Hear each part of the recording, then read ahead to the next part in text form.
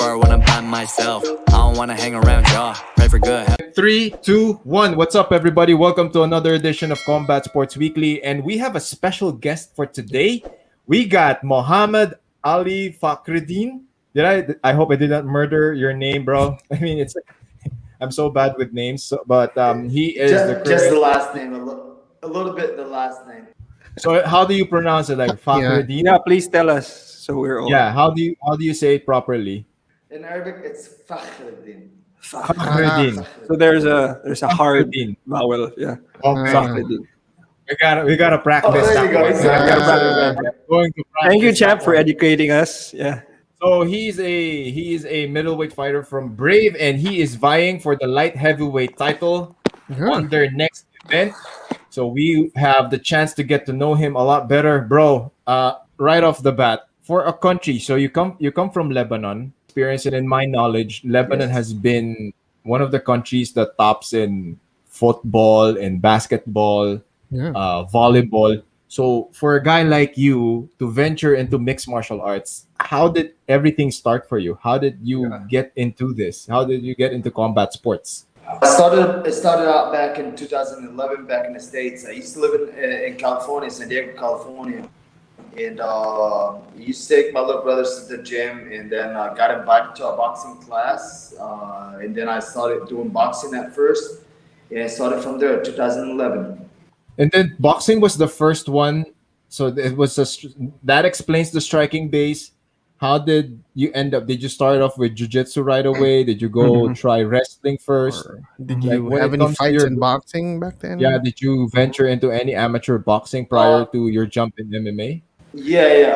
I do have 17 fights in amateur boxing. I'm 16 and 1 as an amateur boxer in the States, and I did fight amateur in MMA as well in the States. I have a record of 8-2 as an amateur, and that was a good experience that I got in the States, and then I moved back to London.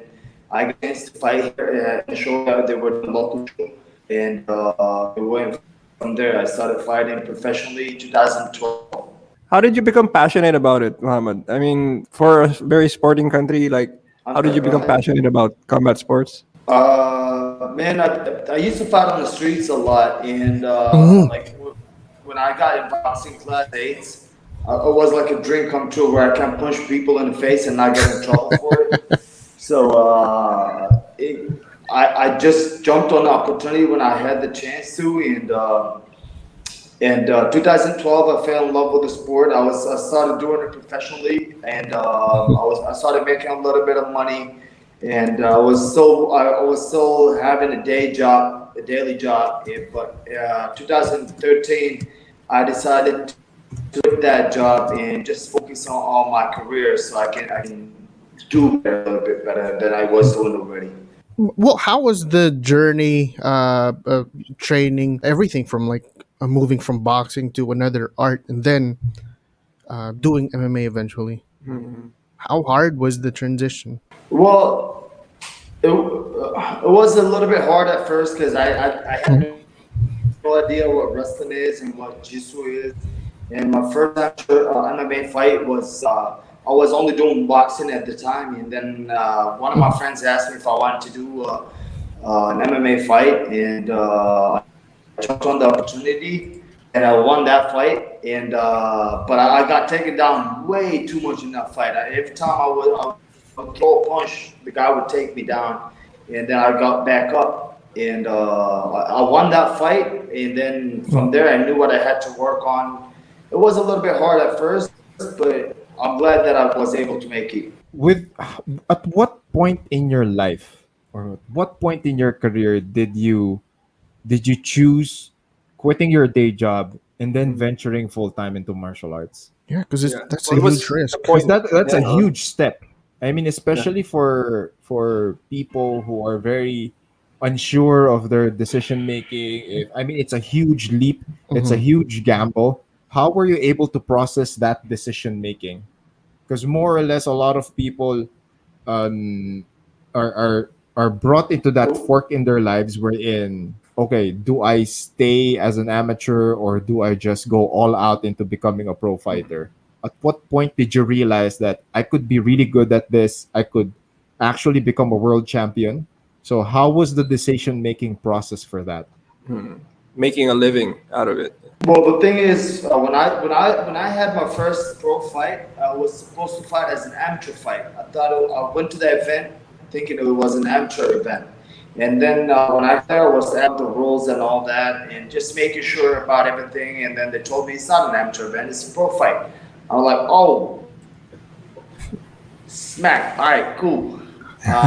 So my first pro fight was, oh, I didn't even know I was fighting professionally. I thought I was fighting. I was still fighting amateur. And in 2014, after my it was the fourth or the fifth fight, I lost because I wasn't trained properly. And even though I whooped that guy in the first round, and he just caught me with a Kimura in the second round. I gassed out. I tried to go for a takedown, and he caught me with a Kimura, and I lost that fight. Since that fight, I thought I'm gonna do it. Like I'm really good. I know I'm good.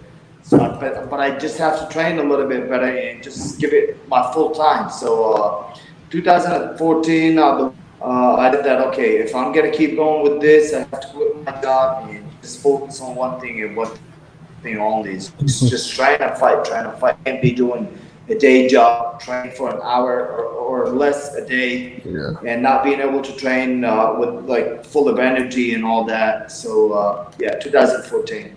That's not so. That's not so. It's not That's so not long a ago. long time ago. This was Desert Force, right, bro? Bro, the thing is, I started training when I was 26. I haven't been training for that long. That's pretty short. Okay. For those who are watching and listening to this, that's not a pretty long time. Okay, that's a very. He's in his early stages of his MMA career.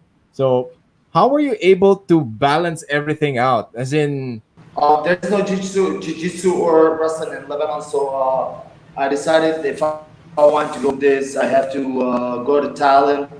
I had a friend of mine that was training at Muay Thai, and had a friend that was training at Phuket Top Team. So I decided to go to Phuket, Thailand, and I focused on my wrestling and jiu-jitsu there a lot, and just kept my striking, kept sharpening it a little bit, but improve what I needed to improve on.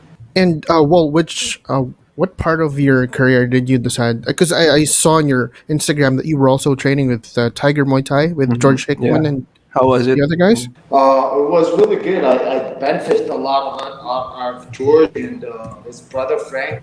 Those guys are really good at wrestling and grappling in general. They elevated my wrestling game and my grappling game to a completely different level with these guys. Working with these guys for like 4 years, it was amazing. I got pretty much everything that I needed to get from them. Working on when it comes to enter wrestling, I'm not a wrestler. I'm probably never gonna take anybody down. So all I need to do is just sprawl and brawl, just like my coach used to tell me. You're a boxer, so just sprawl and brawl. What was your day job, brother? Find it easy to quit their day jobs? Did you find it easy? Because some people have a very good day job, but the passion calls to them for MMA. Well, the thing is, I used to do upholstery. I was doing upholstery for 2 years before. I quit school early and started working. When I came back to Lebanon, I started working in a construction company with my brother-in-law. But it was really hard to do both, to train and work in a construction company. So I had to quit that construction work to be able to train, right? at what point did you transition from, because you fought in the States, you trained in the States, and then what made you decide to choose training in Thailand instead of going back to the States? Well, the thing is, I wanted to go to the States and train, but at that time I didn't have enough money to go to the States and train. Thailand was a lot cheaper, so it was a lot for me to go to Thailand and train in Thailand. But I did Fortis MMA and train in Fortis MMA. I think that was 2017 or 2018.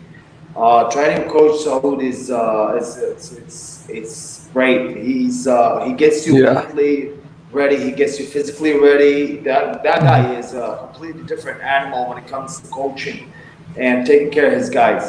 I just ran through the list of the pro fighters there. There are a lot of beasts. Like, must have been amazing to train there. Running into all these guys at the gym, it was a hustle. It was a hustle every day. All these guys are monsters at 47 MMA. Even at Tiger Muay Thai, I used to run into a lot of UFC guys at training and Yeah. sparring. All right. By the way, which gym do you train now, and how hard is it to train given the situation in Lebanon these days? Honestly, I'm just I'm training. I'm cross training a lot of different gyms. So we have right now we don't really have a lot of MMA fighters in Lebanon. So I try to gather all the guys together, and so we can benefit out of each other. I mean, some of them are good at jiu-jitsu, some of them are good at wrestling, some of them are good at striking. So I pretty much had to get everybody together. And I've been working on this for the past year and a half to try to get everybody to work together. And finally, it's happening right now. And we've been cross training a lot. There is no specific gym that we've been training at, but we call our Team Lebanon. And we try to make Lebanon, we try to put Lebanon on the map when it comes to MMA. There isn't a lot of MMA fighters from Lebanon. And then how about the road to Brave? Like, can you give us like the story or the Yeah. How did rundown you of get like to Brave? Yeah. how did you end up in Brave? Like Bahrain. where did you start your career? Like the other leagues that you were able to participate in, and then what made you Desert choose Force. to become part of Brave MMA? Shows. I fought twice in an organization called RFC, Revolution Fighting Championship. It used to be a Jordanian organization. I fought Jordanian. Lebanon once and Jordan once. Bro, how was the transition to Brave? Yeah. Because I'm sure in the region, is it the biggest organization in the Arab region to promote MMA? There used to be a show called Desert Force that was like Desert Force. So Desert Force is no longer alive. the only Okay. show that yeah, it's no longer alive. It used to be the biggest show in the Middle East, and it used to be the only show in the Middle East. And then 2016, they stopped the show. It was no longer active, and Brave came about, and they asked me if I wanted to fight for them, and I was one of the first athletes to get signed with Brave, 2016, and it was great honor and it was great opportunity, and I just jumped on it. Yes, true. Now I'm fighting for the light heavyweight belt. My experience with Brave has been great. I've been fighting with them. Actually, the first event I was supposed to be the main event. In the first event, Brave won, and I ended up joining my ACL and MCL 1 week before the fight, and I couldn't make it to the fight. So they took care of me, and they've been taking care of me since then. The guys there has been great. They've been like family to me, and I love fighting at Brave. It's more like a family organization. It's not. They take care of their guys. They don't just let you fight and then they just like throw you away. They keep taking care of you while they can. That is Yeah, so it's good to great. hear, man. That's so Yeah. good to 'Cause hear. when they were here, right? They did the same thing. Like, it's pretty well organized. Oh yeah, definitely yes. So can you like tell us who was your first opponent in your very first Brave event? Was it Vinicius Was a Cruz? Brazilian guy, Vinicius Cruz. Yes. And how do you Very compare tough the? opponent, very durable. He used to be one of the main sparring partners for Anderson Silva. And it was a great fight. I ended up finishing the fight in a second round TKO. Middleweight division, and now you're gunning for the light heavyweight division. Yeah, well, fighting at welterweight. First, fighting at welterweight was a hustle for me. I used to be miserable cutting to welterweight. It was really hard to cut down welterweight.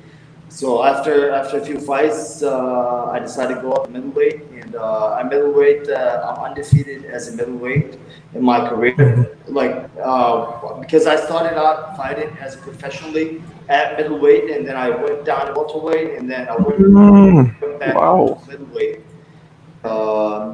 2 years ago, there was an opportunity. 2 years ago, there was an opportunity to fight for the open weight tournament. It was a great price. I jumped on the opportunity, fought in that tournament. I ended up winning one fight and losing the final. But I went to the finals with a broken hand, a broken foot, and torn ACL and MCL. And I saw myself that I can fight bigger guys. I had no problem fighting bigger guys. And yeah, so after I captured the middleweight title, I saw Saeed asking for the belt, and he's not much bigger than I am, and he's not a big light heavyweight. So I jumped on the opportunity. I said, "This is my destiny to make it for me, for myself, for my country, for my friends, for my family." Hey, champ. So when you got the middleweight belt, it was such a joyful occasion. I saw on your Instagram as well after I watched it. It was like such an amazing fight. And then you said it was very important for you to bring hope back to Lebanon since it was experiencing such a difficult time. Like, how important is it for you to represent Lebanon and your culture and your fighting spirit, bringing it to Brave CF? It's a great responsibility, and it's a great honor to represent Lebanon and fighting for Lebanon and for all my friends and all my teammates and all that, my family. When I got that belt, it was one of the best moments that I had in my life, not just my career. Making history for Lebanon, making history for myself and my family, my friends, and everybody was a great honor. And it was about time that I do something big for myself. Since I've been fighting for a little while now. I mean, it's been it's been a decade. So I had to capture one of those belts, and now I'm going for the second one. Feel now that you are gunning for a second title.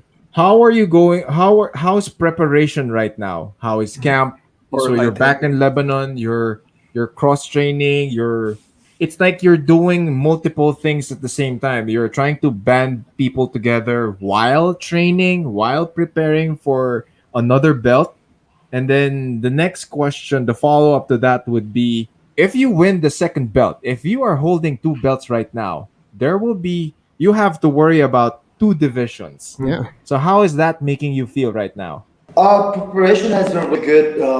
This has been one of the best camps, especially preparing for the light heavyweight. I got a few guys that are way heavier than I am and way heavier than Saeed. That's I've been training with, and so it's been really good. And I'm not looking past Saeed. I'm getting ready for Saeed for now, and this is all that I worry about right now. Is just one fight at a time. And after I get that belt, I'll think about what I'll have to do if I want to defend the middleweight belt first or the light heavyweight belt first, or what I want to do next. But for now, I'm only focusing on getting that belt, and that's it. While we were looking at your profile, we were like really into the whole concept and the whole idea that you are one of the pioneers. Like, correct me if I'm wrong, but it looks like you're pioneering the MMA culture in Lebanon. Yeah. So are you owning up to this, or is it just because you're there and you're trying to set up camp there? But do you see huge potential for Lebanon to create MMA talent? And you're living proof. Are you using that as leverage to tell people Without a that, hey, doubt. we can be good at this? Look at Lebanon as an MMA hotspot. Of course, we got a lot of raw talent here. All we need to do is just to get everybody in the same room and just keep training amateurs and pros. Yeah. So yeah, there's a lot of raw talent here. We got a lot of good guys. They still amateurs right now, but we've been working together, amateurs and pros, trying to elevate each other's game, and we have a few pro fighters that are really good, and the guys are gonna know about it, like in the near future. One of them is my little brother, or my younger brother, Hassan Fakhreddine. He's 3-0 right now, and he's working. This guy, I think he's gonna be a near future world champion very soon, maybe in the next year. Champ, a couple of years ago, I think both Myanmar and Pakistan were in the same boat in terms of MMA. It was just a couple of guys. In Pakistan's case, it was just one guy, Bashir Ahmad. And now you spearheading the thing, the the progress of MMA in Lebanon. What does it mean to you for you to be pioneering this thing as the image of MMA in your country? Being the pioneer here and being able a lot of people looks up to me here when it comes to amateur fighters and as well as pro fighters. The guys are still in the early stage, buddy, and I have to in the future they get on in a way they can.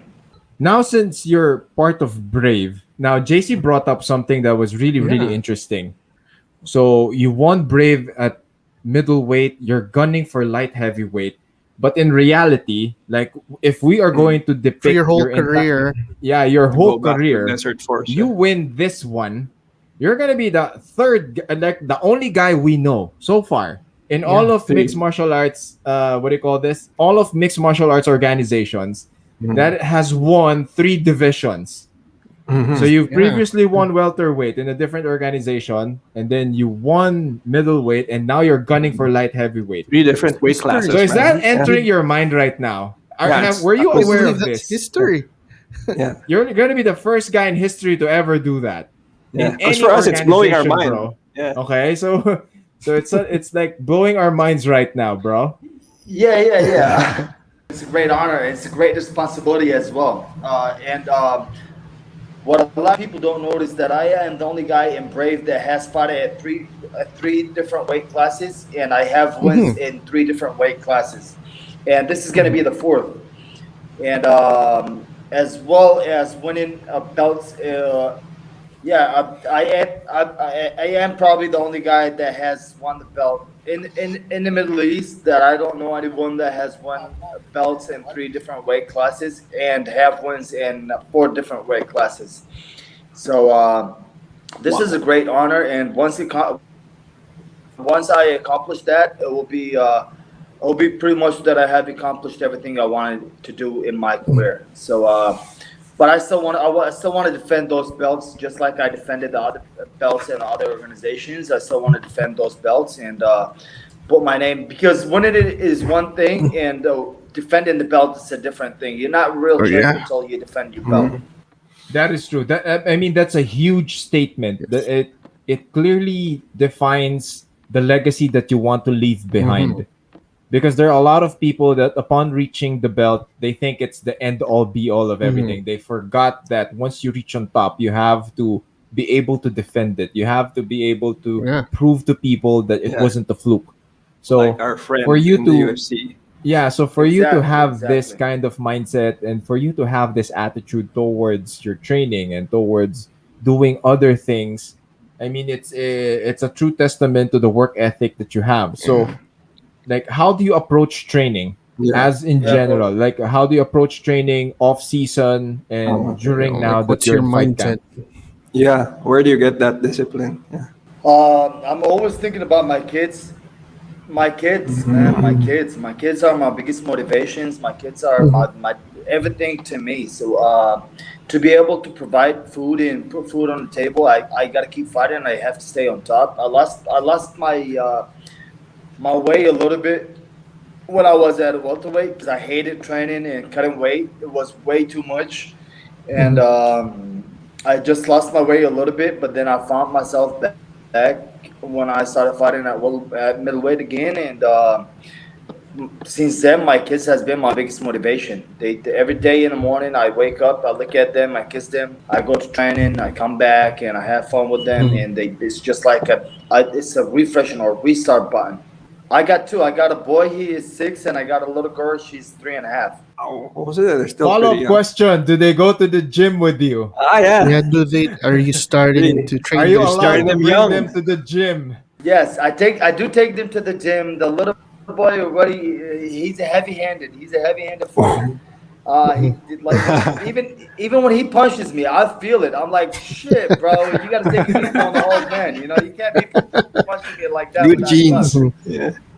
And that little girl, she's a princess. I love that little girl the most. She's my princess, and I'm willing to do anything for my kids. I'm ready to die in that cage, to be able to provide to them and to be able to give them the life they deserve.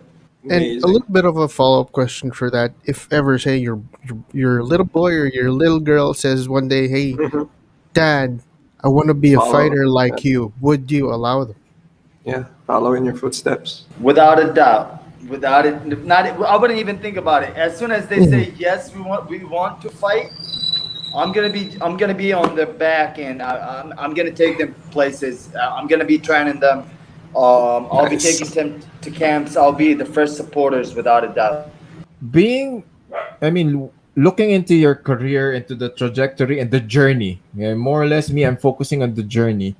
What are the commonalities that you have seen within the mixed martial arts, the jiu-jitsu, the martial arts community in general? Like, you've been to different places. Are there any commonalities that you see within Mm. the martial arts communities that you've interacted with? Discipline and commitment that Mhm. everybody wants. Everybody wants to be successful, and everybody wants to be a world champion. Everybody have the same thing, and everybody has the same mindset where they just Mhm. want to be their best they can be, and that's something I can relate to. And then everyone is talking about their victories. Everyone's talking about how they accomplished so many things. But for us here, we also want to talk about the flip side. How did you, like, walk us through the experience? How were you able to bounce back from your first Mm. ever loss? Do you Yeah. still Yeah, remember Yeah. your first ever it's loss? usually after your You. first loss, Mhm. you get And then how were you able to demotivated. bounce back from that Yeah. experience? To me, I don't talk much about my wins as much as I talk about my losses in the gym, especially in front of the guys that are coming up. It's very Mhm. important to know that losing in this sport is part of the sport. You can't be winning all Mhm. the time. It's what you do after you lose. What kind of experience? What kind of mindset you get into? What kind of emotions you go through?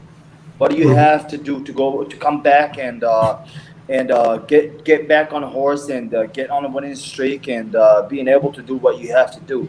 And to be honest, I have learned from my losses way more than I have learned from my wins. A win is just a win. You probably get the experience, but you don't learn much from it.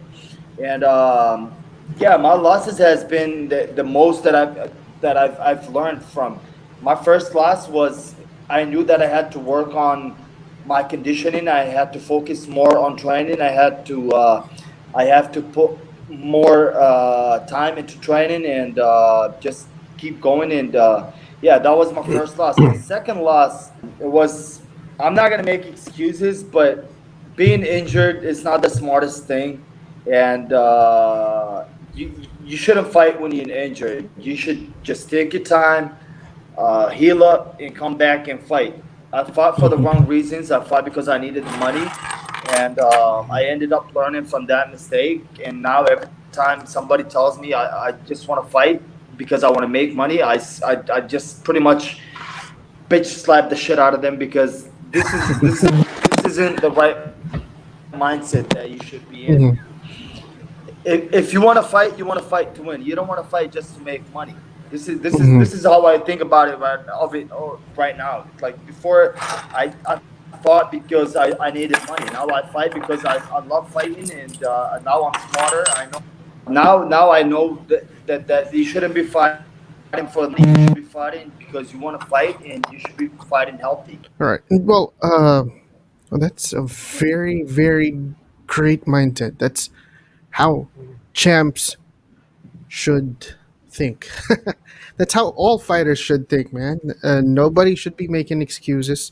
We know recently a lot of Hey, fighters have been making excuses with their losses, With trash talk. Yeah. yeah, with trash talk and stuff. But yeah, I just want to ask. I mean, you're given that you're like the pioneer in MMA in Lebanon. What kind of advice can you give to the younger ones, those who are Mhm. following your footsteps in there? Because I'm sure it's not going to be as just won't get going to live be in the easy gym for pretty them there. much.